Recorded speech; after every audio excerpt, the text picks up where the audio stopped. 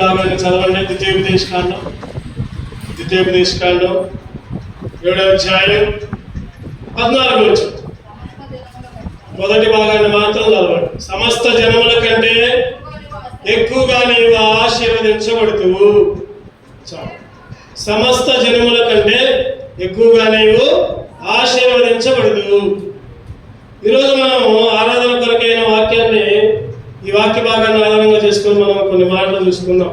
మనం చదువుకున్న పాఠం మొదటిగా యోహాను సువార్త 4వ అధ్యాయం 24వ వచనం చూస్తే, దేవుణ్ణి ఆరాధించాలి. ఎట్లా ఆరాధించాలంట? ఆత్మతోనూ సత్యముతోనూ ఆరాధించాలి. దేవుణ్ణి ఆరాధించే వాళ్ళు ఆత్మతోనూ సత్యముతోనూ ఆరాధించాలి. ఎందుకు ఆయన్ని ఆరాధించాలి? ఎందుకు ఆయన్ని ఆత్మతో సత్యముతో ఆరాధించాలంటే, ఈ లోకంలో ఉన్న జనములందరికంటే ఎక్కువగా దేవుడు మనల్ని ఆశీర్వదించాడు. ఈ లోకంలో ఉన్న సమస్త జనముల కంటే ఎక్కువగా నీవు ఆశీర్వదించబడదు అని దేవుడు మనల్ని దీవిస్తూ ఉంటున్నాడు. అందుకే దేవుడిని ఆరాధించాడు. అదే అధ్యాయంలో 6వ వచనం చదవండి. అదే అధ్యాయంలో 6వ వచనం. నీవు నీ దేవుడైన యెహోవాకు ప్రతిష్ఠిత జనము. నీ దేవుడైన యెహోవా భూమి మీదనున్న సమస్త జనముల కంటే నిన్ను ఎక్కువగా ఎంచి నిన్ను తనకు స్వకీయ జనముగా ఏర్పరచుకును. సమస్త జనము కంటే ఎట్లా ఎంచాడంట? ఎక్కువగా ఎంచి. ఎక్కువ. ఈరోజు మన అంశం ఏంటంటే ఎక్కువ. చెప్పండి, అందరూ చెప్పండి. ఎక్కువ చెప్పండి, అందరూ చెప్పండి. ఎక్కువ. ఈరోజు ఎక్కువగా ఎంచాడు. ఎక్కువగా ఎంచి ఏం చేశాడంట? తనకు స్వకీయ జనము, సొంత జనముగా ఏర్పాటు చేసుకున్నాడు. ఎక్కువగా ఎంచాడు. కింద కూడా అదే ఉంది మనం చదువుకున్న భాగంలో. సమస్త జనముల కంటే నీవు ఎక్కువగా ఆశీర్వదించబడదు. ఎక్కువగా నీవు ఆశీర్వదించబడదు. ఎక్కువగా ఆయన మనల్ని ఆశీర్వదిస్తున్నాడు, దీవిస్తున్నాడు. స్వకీయ జనముగా, సొంత జనముగా ఆయన ఎంచుకున్నాడు. మన కోసం ఎన్నో కార్యాలు, ఎక్కువ కార్యాలు చేశాడు. ఎక్కువగా దేవుడు మనకి ఏం చేశాడు? క్లుప్తంగా కొన్ని విషయాలు, ఒక 5 విషయాలు లేకపోతే ఒక 7 విషయాలు మనం ధ్యానించుకొని ఆరాధనలో ప్రవేశిద్దాం. క్లుప్తంగా కొన్ని మాటలు ధ్యానం చేద్దాం. ఎక్కువగా ఏం చేశాడు? ఎందుకు ఆయన్ని ఆత్మతో ఆరాధించాలి? ఎందుకు ఆయన్ని స్తుతించాలి? ఎందుకు ఆయన్ని గణపరచాలి? ఎందుకు దేవుణ్ణి స్తుతించుకోవాలి? ఎందుకంటే ఆయన సమస్త జనము కంటే ఎక్కువగా ఆశీర్వదించాడు. సమస్త జనము కంటే ఎక్కువగా ఎంచుకున్నాడు. స్వకీయ జనముగా ఏర్పరచుకున్నాడు. ఇంకా ఎక్కువగా ఏమేమి కార్యాలు చేశాడు చూద్దారండి. మొదటిగా మనం చూసుకున్న మళ్ళీ అదే వచనం చదవండి. 7వ అధ్యాయం 6వ వచనం. 7వ అధ్యాయం 6వ వచనం. సమస్త జనము కంటే ఎక్కువగా ఎంచి ఏం చేశాడు చెప్పండి? స్వకీయ జనముగా. రోజు మొదటి పాయింట్ ఏంటంటే ఎక్కువగా ఎంచుకున్నాడు. స్వకీయ జనముగా ఆయన ఎంచుకున్నాడు. స్వకీయ జనము, సొత్తైన ప్రజ.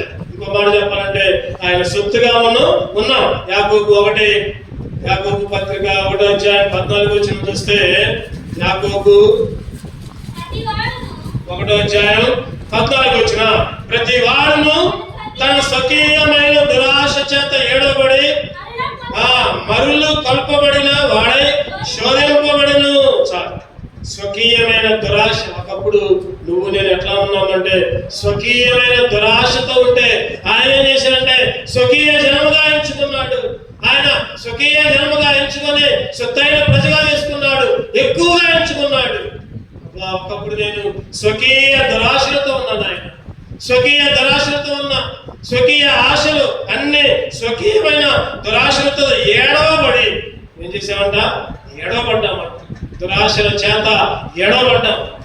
ఏడవబడ్డం అంటే ఏంటంటే దాంట్లోనే కొట్టుకొని పోయాం. ఒక మాట చెప్పాలంటే దురాశ, లేకపోతే అసూయ, ద్వేషం, ఈర్ష అన్ని వాటిల్లోనే మునిగిపోయాం, ఏడవబడ్డాం.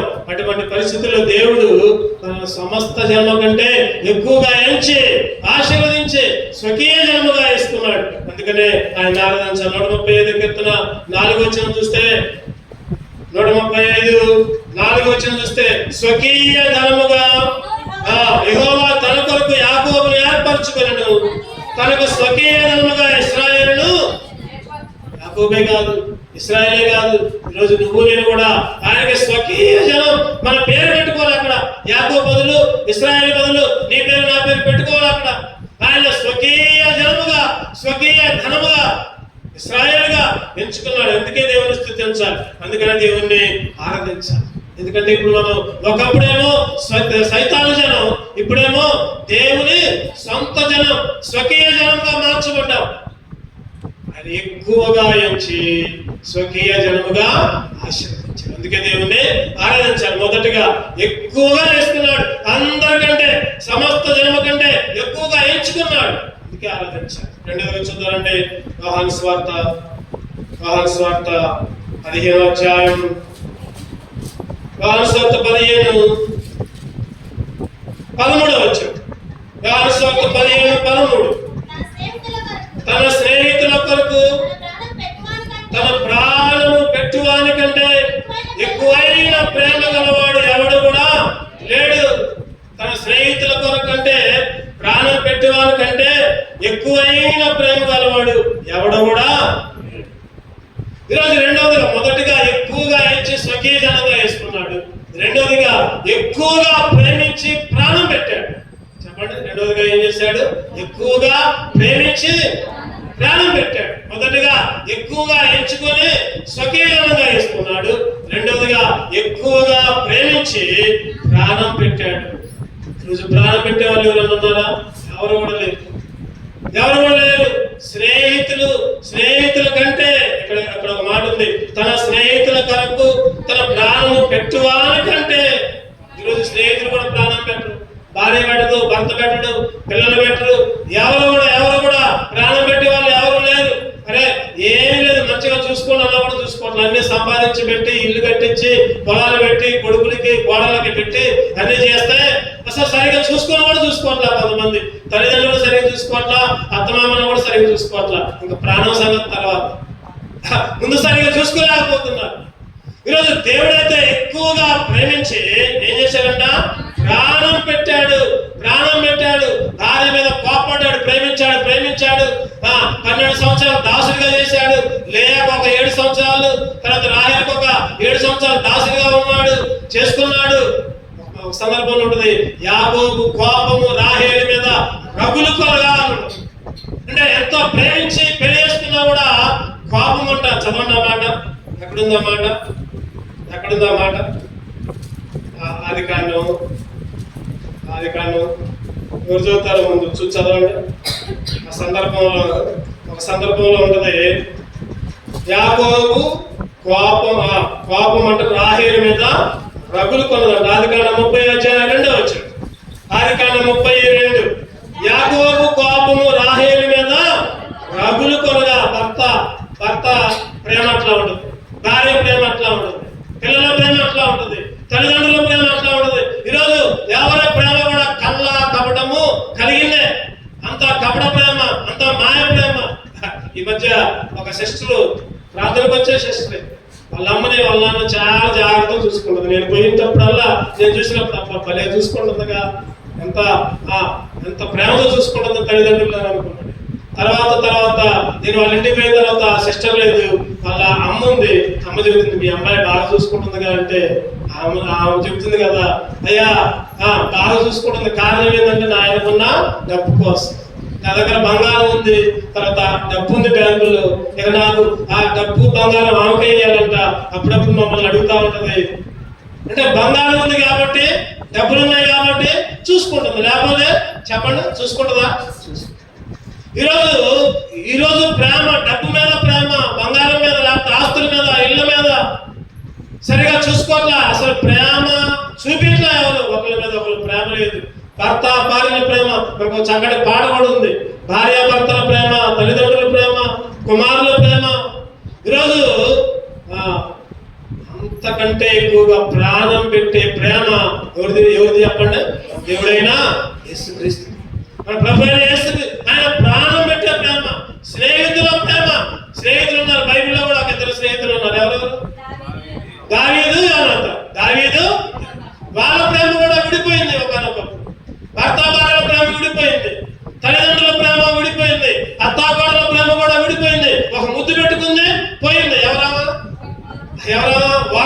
ఒక ముద్దు పెట్టుకున్న అత్తగొడల ప్రేమ.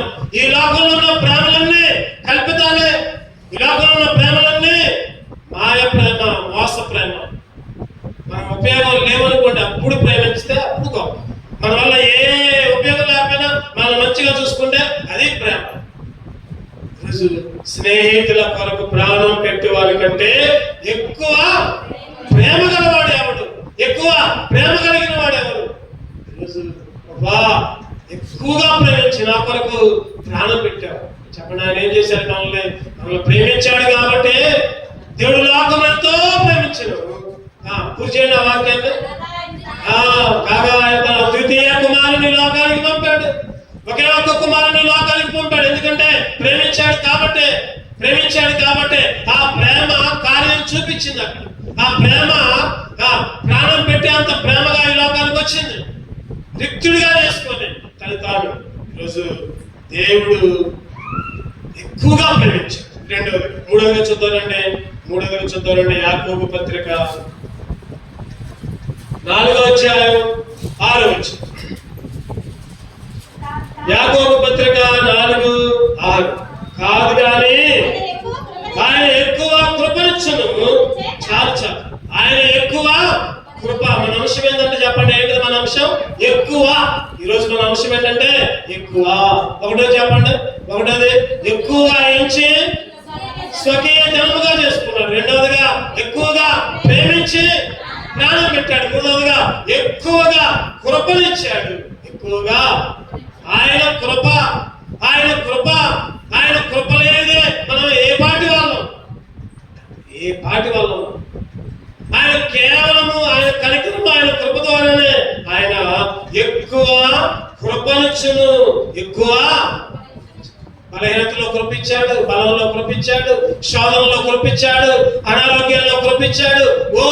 ఈ స్థితిలో ఉన్నామంటే చెప్పండి, ఈ స్థితిలో ఉన్నామంటే, ఇంకా బ్రతికున్నామంటే, ఈ స్థితిలో ఇంకా బ్రతికున్నామంటే నీ కృపా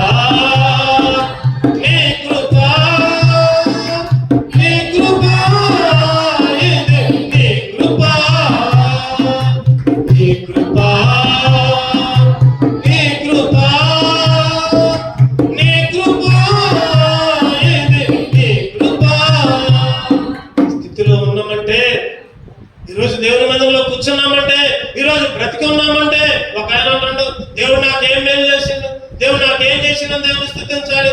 దేవుడు ఎందుకు నాకు, దేవుడు ఏం చేసిండు నాకు అంటుంటే నేనన్నా కదా, ఇప్పుడు నువ్వు బ్రతుకున్నావంటే దేవుని కృపే అన్నా. ఇప్పుడు నువ్వు బ్రతుకున్నావంటే దేవుని కృపే. దేవుడు నాకేం చేసిండు కాదు. ఈరోజు నువ్వు సజీవంగా ఉన్నావంటే దేవుని కృపే. ఆయన కృప పనికిరాలే. మామూలు కృప కాదమ్మా, ఎక్కువ. పౌలు గారికి కూడా దేవుడు ఎంతో కృపించాడు. ఆయన ఒక ముళ్ళు పెట్టాడు. ముళ్ళు పెట్టాడు. ఎందుకని? పౌలు గారు నాకంటే గొప్పలు ఎవరు లేరని, కాళ్ళు ఎవరొస్తుంది తిరుగుతాడేమో అని దేవుడు ఏం చేశాడంటే ముళ్ళు పెట్టాడు. అయ్యా ముళ్ళు తీయ్యా. మళ్ళీ ఏమంటాడు చెప్పండి? నీ చిత్తమైతేనే ఈ ముళ్ళుంటావు. కింద ఉంటది ఒక వచ్చిన ఎన్నో వచ్చాయని చూద్దారండి. 2 కొరింథీలో చూద్దారండి. అక్కడ 2 కొరింథీలకు రాసిన పత్రిక 12వ అధ్యాయం 7వ వచనం. నాకు కలిగిన ప్రత్యక్షతలు బహు విశేషముగా ఉన్నందున నేను అత్యధికముగా హెచ్చిపోకుండా నిమిత్తము నాకు శరీరంలో ఒక ముళ్ళు, నేను అత్యధికముగా హెచ్చిపోకుండా నిమిత్తము నన్ను నలుగురులకు సాతాను యొక్క దూతగా. ఎవరంటది? సాతాను యొక్క దూత. ఏంటిది? చెప్పండి. సాతాను యొక్క దూత ఏంది? అర్థం కావాలి మీకు. ముల్లే, శోధనే, అనారోగ్యమే, బాధే, కరువే, అవన్నీ సాతాను దూతలు. అదే అక్కడ పౌలు గారు రాస్తున్నారు. నేను హెచ్చింపు పోకుండా నిమిత్తము నాకు శరీరంలో ఒక ముళ్ళు, నేను అత్యధికముగా హెచ్చిపోకుండా నిమిత్తము నన్ను నలగొట్టుటకు సాతాను యొక్క దూతగా ఉంచబడిను. ఏంటిదా ఉంచబడిందంటే ముళ్ళు. ఈరోజు నీకు నాకు కూడా ఒక ముళ్ళు లేకపోతే మనం కాళ్ళలాగా వేస్తాం. నాకంటే గొప్ప ఎవరు లేరు, నాకంటే నేనా, మనం ఎక్కడికెక్కడికో పోతాం. ఏమి లేకపోతేనే ఎగిరెగిరిపోతాం మనం. చెప్పండి, ఏమి లేని ఇస్తరాకంట, చెప్పండి ఏమైంది, ఏమి లేని ఇస్తరాక ఎగిరెగిరి పడుతాం. ఏమి లేకపోతేనే ఎగిరెగిరి పడతాం. అందుకనే దేవుడు ఆ రోజు మనకే కాదు, ఆ రోజు పౌలు గారికి కూడా ఏమిచ్చాడు చెప్పండి, ఒక సాతాను యొక్క దూత.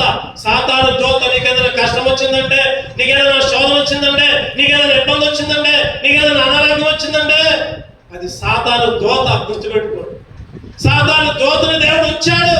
ఎందుకు? హెచ్చిపోకుండా నిమిత్తం. ఇంకా కింద రాయబడతా ఉంటది, అది నా యొద్ద నుండి తొలగిపోవాలని దాని విషయమై ముమ్మారు ప్రభువుని వేడుకుంటుంది. అందుకు నా కృప నీకు చాలు, నా కృప నీకు చాలు. ఆ ముళ్ళు సంగతి వదిలే, ఆ సాతాను దూత సంగతి వదిలే, నా కృప ఉందిగా చాలు. నీకు నాకు కూడా దేవుడు అయ్యే మాటలు మాట్లాడుతాడు. ఆయన ఎక్కువగా కృపించాడు. నాకున్న ప్రతి బలహీనతలో కూడా, నాకున్న ప్రతి బలహీనతలో నీ కృపించావయ్యా. ఆ బలహీనత లేకపోతే చెప్పండి, ఆయన కృప ఉంటుందా? ఉండదు. అందుకనే దేవుడు మనం బలహీనపరుస్తాడు ఒక్కోసారి. ఈరోజు నా జీవితం, నీ జీవితం, ఎవరైనా సరే సాతాను యొక్క దూతగా మనకు ఒక్కొక్కరికి ఒక్కొక్కటి ఉంచుతాడు. ఎందుకంటే మనం హెచ్చిపోకుండా నిమిత్తము. అందుకనే పౌలు గారు అంటారు, నేను ఎప్పుడు బలహీనుడునో అప్పుడే. ఈరోజు మనం కూడా అనుకోవాలి, నాకు ఎప్పుడు అనారోగ్యం ఉందో అప్పుడే నేను బలవంతుని అనుకోవాలి. ఈరోజు నాకు ఎప్పుడైతే శోధనలు ఉన్నాయో అప్పుడే నేను బలవంతుని. అప్పుడే దేవుని మందిరంలో మోకరిస్తాం, దేవుని దగ్గర మోకరిస్తాం, దేవునికి మొరపెడతాం, దేవుని దగ్గర వేడుకుంటాం.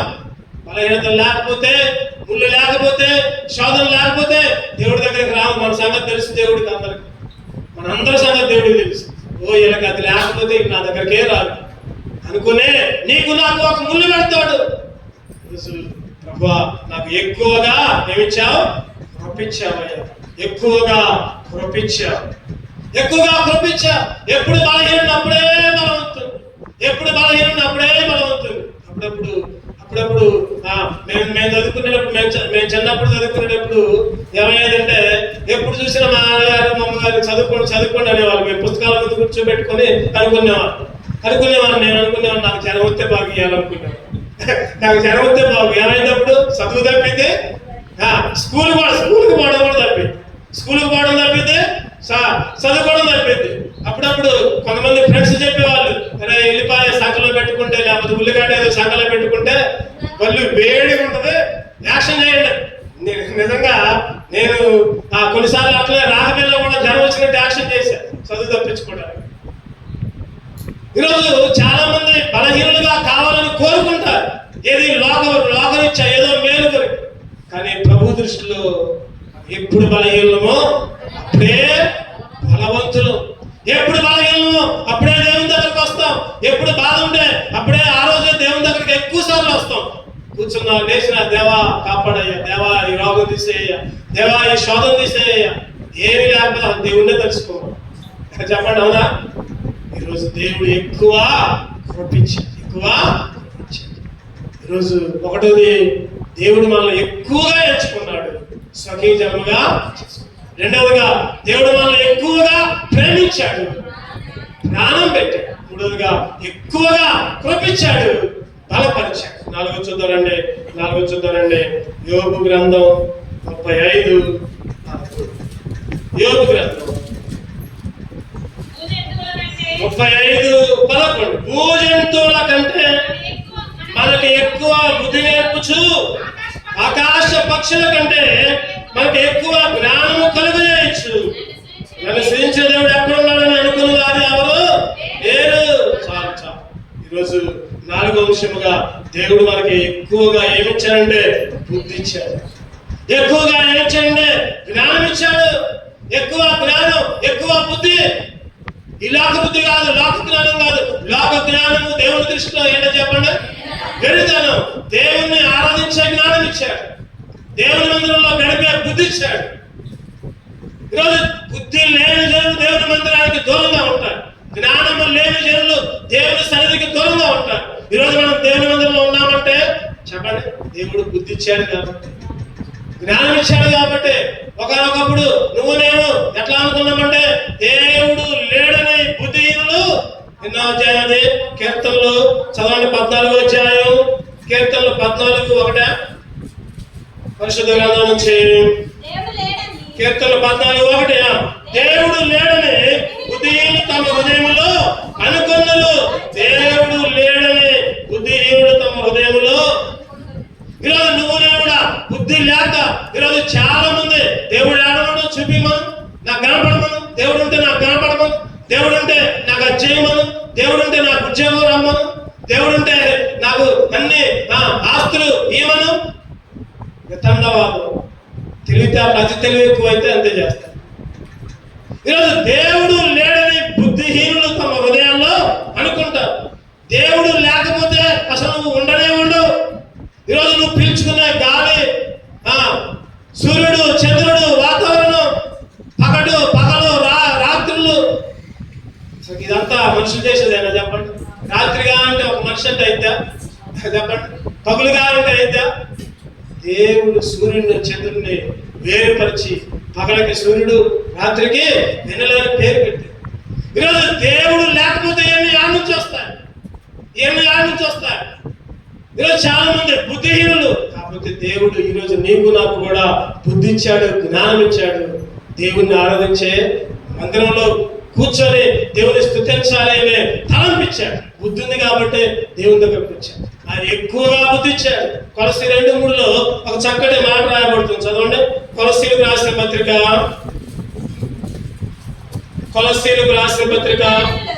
2వ అధ్యాయం 3వ వచనం. బుద్ధి జ్ఞానములు సర్వ సంపదలు ఆయన యందే. ఎక్కడ ఉందో చెప్పండి? బుద్ధి జ్ఞానం సర్వ సంపద ఆయన దగ్గరే గుప్తమై ఉన్నాయి, ఆయన దగ్గరే ఉన్నాయి. బుద్ధి జ్ఞానం సొలొమోను గారికి చెప్పే ఏం కోరుకోమన్నాడు దేవుడు? ఇగో సంపదలు ఉన్నాయి, ఇగో ఆస్తులు ఉన్నాయి, ఇదిగో రాజ్యాలు ఉన్నాయి, ఇగో ఏది కావాలో కోరుకో, ఎన్ని కావాలో కోరుకో అంటే సొలొమోను ఏం కోరుకున్నాడు చెప్పండి? ఏం కోరుకున్నాడు? జ్ఞానం కోరుకున్నాడు.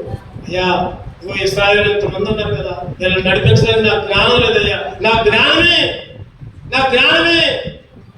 ఈరోజు నేనైతే డబ్బులు కోరుకునేవాడు, మీరైతే ఇంకేం కోరుకునేవాళ్ళు? మనకి ఏది అవసరం అయితే అది కోరుకునేవాళ్ళు. కానీ సొలొమోను గారైతే నాకు జ్ఞానమే అయ్యా, చాలయ్యా. జ్ఞానముతో పాటు చెప్పండి, చదవండి. ఆ మాట ఎక్కడుందో, ఆ మాట ఎక్కడుందో చదవండి. ఎక్కడుందో ఆ మాట? 1 రాజుల 2 రాజుల చూడండి. సొలొమోను గారు ఏమన్నారంటే జ్ఞానాన్ని కోరుకుంటాడు. 1 రాజులు 1వ అధ్యాయంలో ఉంటారు.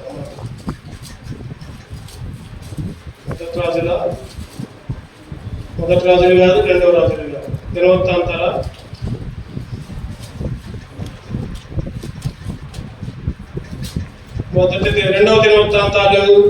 2వ దినవృత్తాంతాలు 1వ అధ్యాయం 10వ వచనం చదవండి. నీవు ఈ నీ గొప్ప జనమునకు న్యాయము తీర్చ శక్తి గలవాడు ఎవడు? నేను ఈ జనమ నుండి కార్యము చక్కబెట్టినట్లు తగిన జ్ఞానమును తెలివిని నాకు దయచేయి. ఎవడిగాడు దేవుణ్ణి? నాకు జ్ఞానమి, తెలివి. ఈరోజు నువ్వు నేను కూడా దేవుని అడగాలి, నాకు అది కావాలి, నాకు ఇది కావాలి కాదు అడగాల్సింది. ప్రభా నీ మందిరంలో కూర్చునే జ్ఞానమే అయ్యా. ఆదివారం వస్తే నీ సన్నిధిలో గడిపే జ్ఞానమే, ఆదివారం నీ మందిరంలో కూర్చునే జ్ఞానమే, ప్రభా నీ వాక్యం చదువుకునే జ్ఞానమే.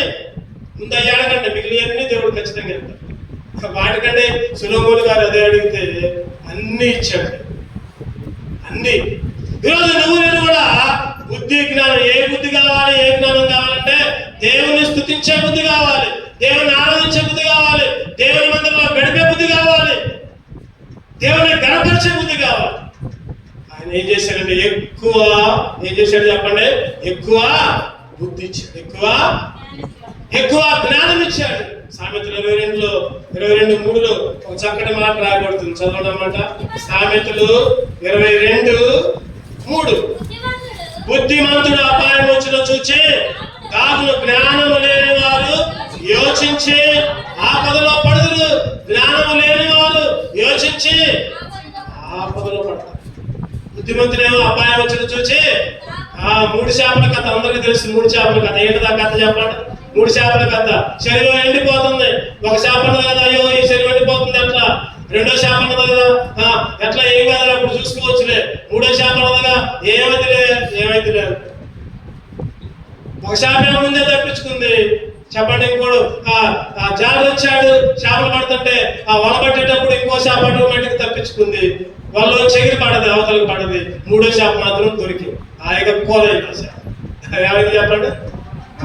ఈరోజు నువ్వు నేను కూడా అపాయము వచ్చుతా చూచి ఏం చేయాలి? దాక్కోవాలి. ఎక్కడ దాక్కోవాలి? దేవుని మందిరంలో దాక్కోవాలి, దేవుని దగ్గర దాక్కోవాలి, దేవుని సన్నిధిలో దాక్కోవాలి. ఇలా కూడా ఎక్కడ పోయినా నువ్వు దాగలేవు, ఎక్కడ పోయినా దాగలేవు. నువ్వు కూర్చుంటా, నువ్వు నిలబడుటా, నువ్వు ఆలోచించడా, నువ్వు మాట్లాడటా, నువ్వు పండుకోట అంతా కూడా దేవునికి తెలుసు. దేవునికి తెలుసు. ఆయనకి రహస్యమైన స్థలం ఏది కూడా లేదు.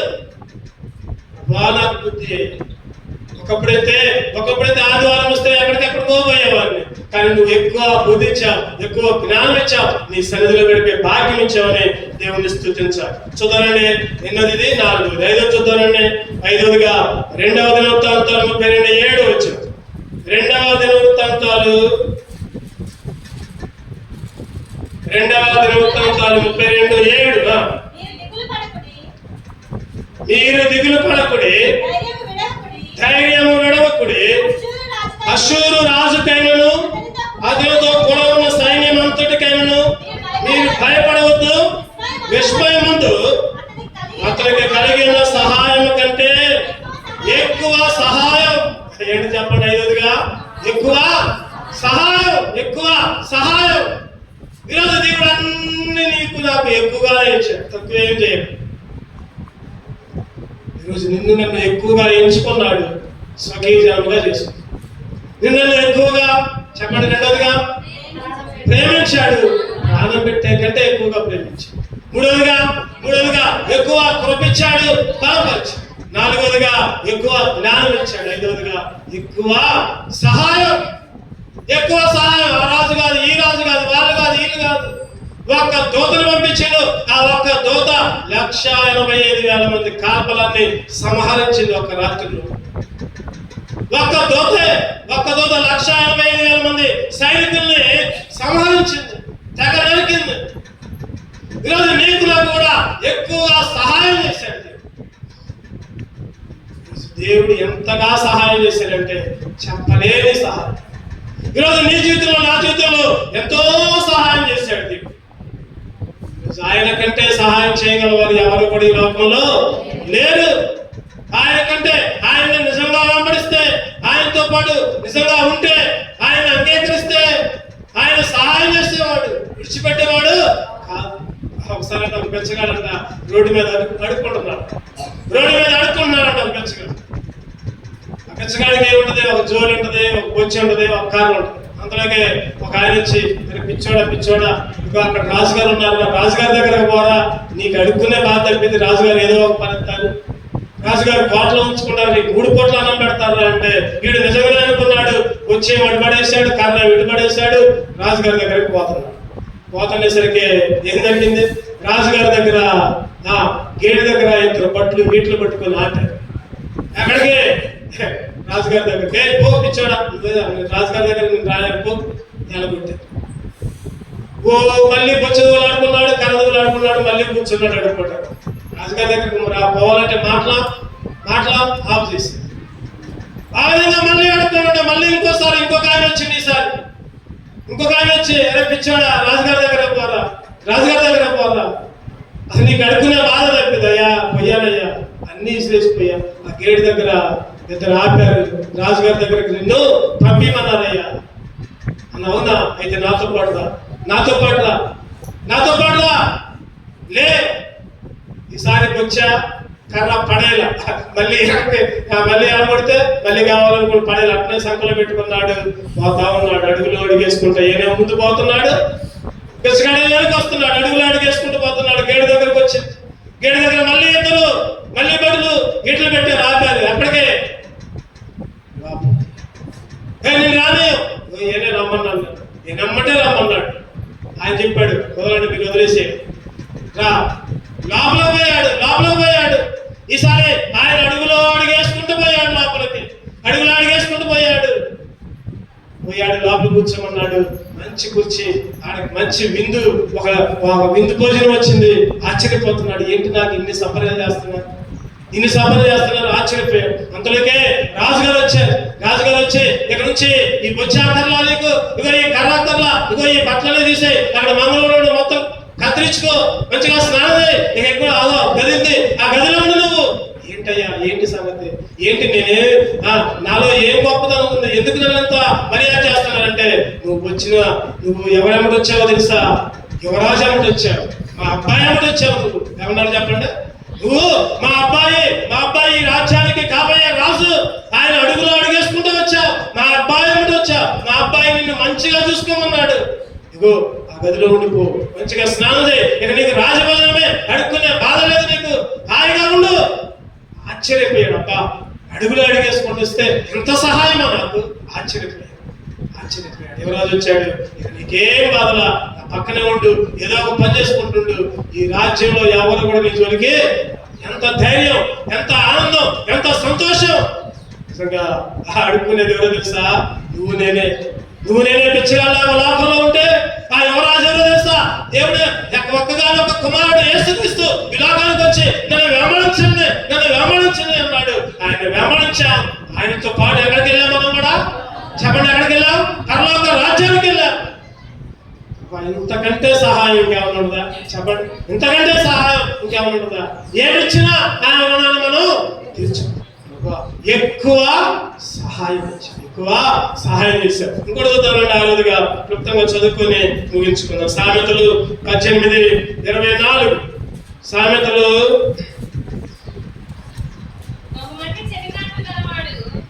18:24. బహుమంది చెలికాండ్రు గలవాడు నష్టపడును, సహోదరుని కంటేను ఎక్కువగా హత్తియుండు, స్నేహితులుగాను ఎక్కువగా హత్తియుండు. హత్తుకునే స్నేహితుడు, ఎక్కువగా హత్తుకోవడం, ఎక్కువగా కౌగులించుకోవడం, ఎక్కువగా దగ్గరగా తెచ్చుకోవడం. ఈరోజు నువ్వు నేను ఈ లోకంలో ఉండి ఎట్లా పడితే అట్లా జీవిస్తూ ఉంటుంటే, సైతాను పిల్లలుగా చల్లా చెదిరైన గొర్రెలుగా ఎక్కడ పడితే అక్కడ పోతుంటే ఆయన పిలుచుకున్నాడు, హత్తుకున్నాడు. ఒక గొర్రె పిల్లని గొర్రెల కాపరి ఏ విధంగా హత్తుకుంటాడు, ఈరోజు నిన్ను కూడా దేవుడు హత్తుకున్నాడు, ఎక్కువగా హత్తుకున్నాడు. ఏముంది అక్కడ? చదవడం వల్ల ఒకసారి. ఎక్కువగా హత్తుకున్నాడు. ఎంత సంతోషం! ఎక్కువగా ఆదరించాడు, ఎక్కువగా ఆదుకున్నాడు. ఈరోజు దేవుడు మనల్ని హత్తుకునే దేవుడు, విడిచిపెట్టేవాడు కాదు. కోతిని చూశారు ఎప్పుడైనా? కోతి పిల్లలను చూశారు ఎప్పుడైనా? చెప్పండి, ఏం జరిగింది చెప్పండి. ఆ కోతి ఎట్లా పడితే అట్లా గంతులేసింది. ఆ పిల్ల ఏం చేసింది అంటే తల్లిని గట్టిగా పట్టుకోడు.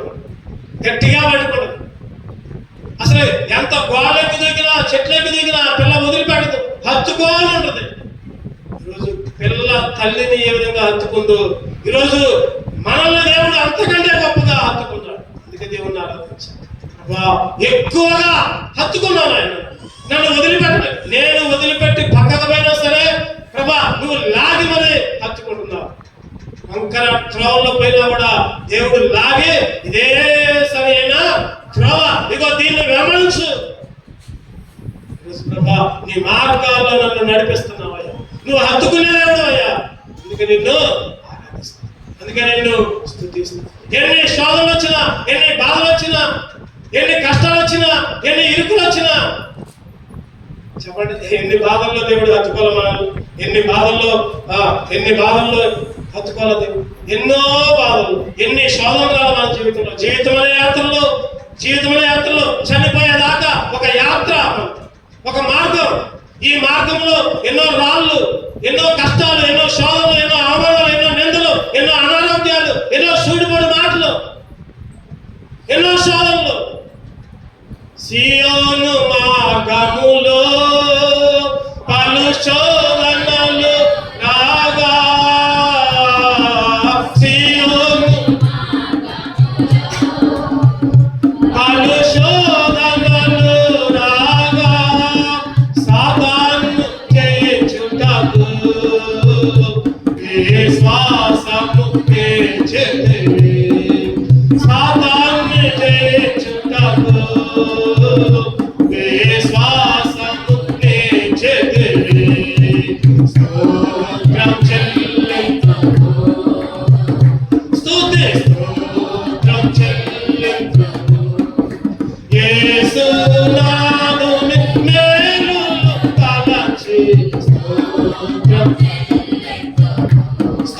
స్తోత్రం చెల్లింతు. దేవుడు ఎన్ని మేలులు, ఎన్నో మార్గాలు, ఎన్నో శోధనలు, ఎన్నో కష్ట నష్టాల్లో, ఎన్నో ఇరుకుల్లో దేవుడు మనం విడిచిపెట్టాడా? చెప్పండి.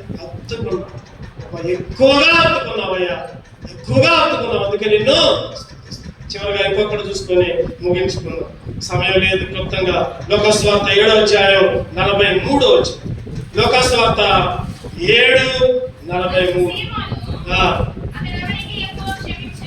సీమోను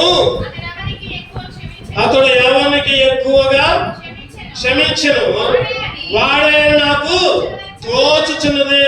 చాలు, ఎక్కువ క్షమాపణ. చెప్పండి. 7వదిగా ఏం చేశాడు ఆయన? ఎక్కువగా.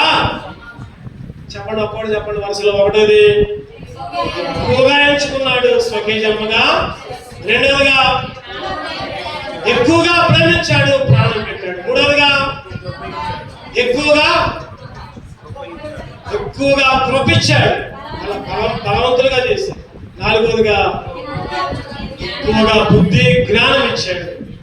ఆయన బుద్ధి జ్ఞాన సంపదలు ఆయనలో గుప్తమయ్యాడు.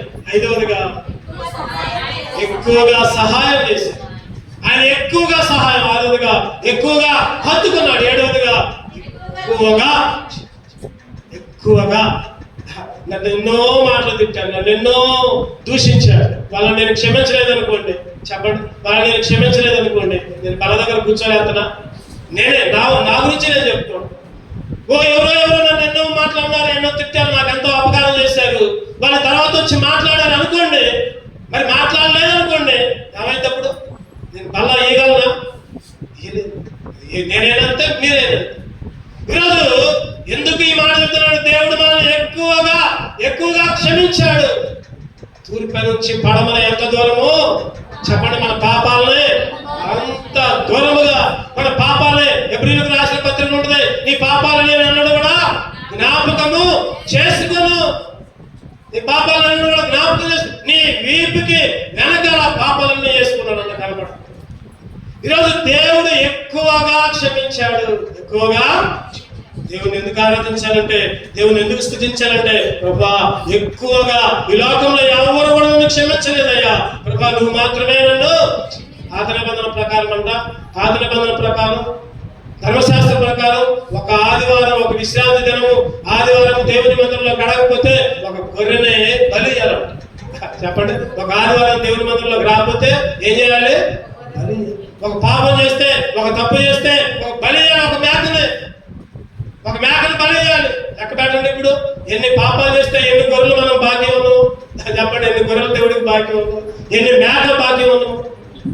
ఈరోజు ఎన్నో పాపాలు, ఎన్నో తప్పులు, ఎన్నో శోధనలు, ఎన్నో దేవుడికి వ్యతిరేకమైన పనులు అయినప్పటికీ కూడా దేవుడు ఏం చేశాడు చెప్పండి? ఎక్కువగా క్షమించాడు. ఎక్కువగా. అందుకనే ఆయనకి ఎక్కువగా స్తోత్రాలు చెల్లించాలని ఒక సేవకుడు చెబుతున్నాడు. మన క్రీడకు పోతే ఆయనకి కోట్లాది స్తోత్రాలు చెప్పాలంట, వేలాది వందలు చెప్పాలంట. అందుకని ఒక పాట కూడా ఉంది. ఏంటో పాట చెప్పండి? యేసయ్యా వందనాలయ్యా, నీ ప్రేమకు వందనాలయ్యా, యేసయ్యా వందనాలయ్యా, నీ ప్రేమకు వందనాలయ్యా. ఎందుకు? నన్ను రక్షించినావు, కాపాడినావు, పోషించినావు, వందనాలయ్యా, శతకోటి స్తోత్రాలయ్యా, వందనాలయ్యా, శతకోటి స్తోత్రాలయ్యా, యేసయ్యా వందనాలయ్యా, నీ ప్రేమకు, యేసయ్యా వందనాలయ్యా, నీ ప్రేమకు వందనాలయ్యా. జీవ గ్రంథములో నా పేరుంచినందుకు వేలాది వందనాలయ్యా, జీవ గ్రంథములో నా పేరుంచినందుకు వేలాది వందనాలయ్యా. పరలోక రాజ్యములో చోటిచ్చినందుకు కోట్లాది స్తోత్రాలయ్యా, పరలోక రాజ్యములో చోటిచ్చినందుకు కోట్లాది స్తోత్రాలయ్యా. నన్ను నరకము నుండి రక్షించినందుకు వేలాది వందనాలయ్యా. నన్ను నరకము నుండి తప్పించినందుకు వేలాది వందనాలయ్యా. నీ సాక్షిగా ఇలా నన్నుంచినందుకు కోట్లాది స్తోత్రాలయ్యా. నీ సాక్షిగా నన్ను ఇలా ఉంచినందుకు కోట్లాది యేసయ్యా వందనాలయ్యా. నీ ప్రేమకు వందనాలయ్యా. యేసయ్యా వందనాలయ్యా. నీ ప్రేమకు వందనాలయ్యా. నన్ను రక్షించినందుకు, కాపాడినందుకు, పోషించినందుకు వేలాది వందనాలయ్యా. వేలాది వేలాది కోట్లాది స్తుతులు చెల్లించినా కూడా ఆయన ప్రేమ కంటే ఇంకా మనల్ని తీర్చలేము. ఆయన రుణాన్ని తీర్చలేము. ఏదో ఆదివారం కాసేపు వచ్చి అట్లా పోతే నేను మందిరానికి పోయేసి అనుకోవడం కాదు. ఎల్లప్పుడు నేను ఎల్లప్పుడు దావీదు గారు అదే ఉంటాను. ఏమంటారు చెప్పండి? ఎల్లప్పుడు